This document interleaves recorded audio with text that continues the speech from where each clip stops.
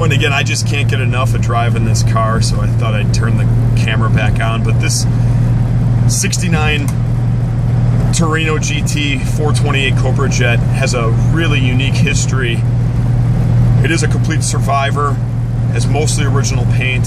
It's been a lifelong Wisconsin car, sold new at Selig Ford here in Milwaukee. That is Bud Selig, the commissioner of baseball, who owned that dealership. And got the owner here in the driver's seat, and thought I'd give Mike an opportunity to talk a little bit about how he got to hear of this car and how he finally became the owner of it several years ago.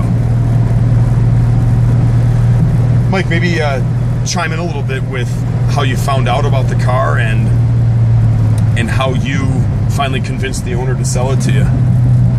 Well, it took 15 years to convince him, but basically I saw the car one night at a cruise night coming up the road, and I was with a couple buddies of mine, and I saw the thing coming up the road, and I seen the front end of it, and I said to my buddy, I said, that's a pretty sharp looking Torino GT.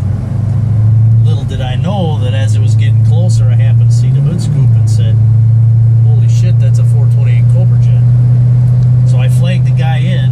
The guy was gracious enough to come in and had him pull over, and I'm looking the car over, and I said, oh, this looks like original paint. He goes, it is original paint.